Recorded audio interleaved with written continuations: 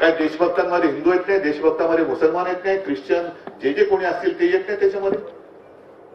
आज सुद्धा महाराष्ट्र रक्षणासाठी, महाराष्ट्र धर्माच्या रक्षणासाठी जो कोणी माझ्या सोबत येईल तो माझा आहे. तो असेल हिंदू असेल, मुस्लिम असेल, ख्रिश्चन असेल, शीख असेल, कोणी असेल, गुजराती आहेत.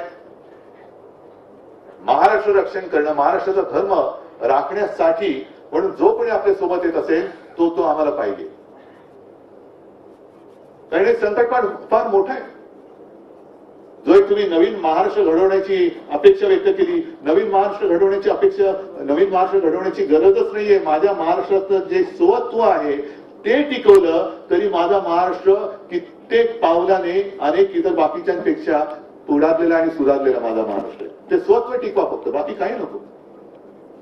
नवीन महाराष्ट्र घडवणार म्हणजे काय घडवायचं? काही नाही, आपलं जे स्वत्व आहे. मला एक सांगा, तुम्ही कोणतेही क्षेत्र घ्या, क्रांतिकारकांचं क्षेत्र घ्या, साधू संतांचं घ्या, समाज सुधारकांचं घ्या, कलाकारांचं घ्या, साहित्यिक आहेत, सगळे अगदी जवान आहेत, असे एक क्षेत्र सांगा की जिथे इतर राज्यांपेक्षा माझा महाराष्ट्र मागे.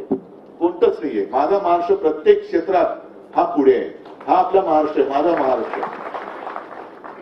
आणि असा महाराष्ट्र प्रत्येक क्षेत्रात पुढे असल्यानंतर काय म्हणून आम्ही या दोन ठगांची गुलामगिरी स्वीकारायची? कोण लागतं तुम्ही आमचे? दुर्दैवाने तुम्ही तिकडे बसलात, आमचंच पाप आहे.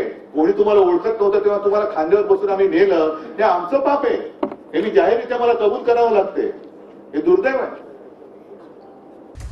मग हिंदुत्व म्हणजे काय, मुस्लिम म्हणजे काय, ख्रिश्चन म्हणजे काय? मग काही जण मला म्हणतात की तुमचं हिंदुत्व हे प्रबोधनकारांचं हिंदुत्व आहे. असं नाही. हिंदुत्व हे हिंदुत्वच आहे, पण काळानुसार त्याच्यामध्ये काही भूमिका घ्याव्या लागतात. जे काही मी बोलतोय की मला शेंडी जानवाचं हिंदुत्व मंजूर नाही, हे माझं वाक्य नाहीये, बाळासाहेबांचं वाक्य आहे. मला देवळात घंटा बडवणारा हिंदू नको, हे माझं वाक्य नाहीये, बाळासाहेबांचं, माझ्या वडिलांचं वाक्य आहे. पण काळानुसार जर का बघाल तर प्रबोधनकार म्हणजे माझे आजोबा हे ज्या काळामध्ये काम करत होते त्या काळामध्ये एकतर पारतंत्र्य होतं. हिंदू समाज हा बऱ्याचशा बुरसटलेल्या रूढी परंपरांमध्ये अडकलेला होता, बऱ्याच बुरसटलेल्या होत्या. ते हिंदुत्व मला मान्य नाहीये, अजिबात नाहीये. आणि माझ्या वडिलांनाही ते नव्हतं, बाळासाहेबांना नव्हतं. पण तेव्हा ते बुरसटलेले हिंदुत्ववादी ह्यांच्या विरुद्ध माझे आजोबा लढले. जो लढा डॉक्टर बाबासाहेब आंबेडकरांनी दिला तसाच लढा माझ्या आजोबांनी दिला.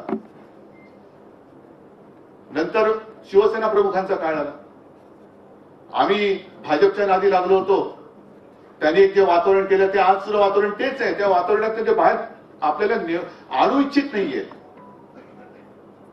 नेहमी मी जे सांगतो की लोकांची घरं पेटवणारं हिंदुत्व आहे आमचं हिंदुत्व, नाही तर घरातल्या चुली पेटवणं हे आमचं हिंदुत्व आहे. आणि शिवसेना प्रमुखांच्या काळात हिंदू मुस्लिम असा वाद होताच. तो घडलेला आहे, फार जुन्या काळातला नाही, अलीकडचा आहे.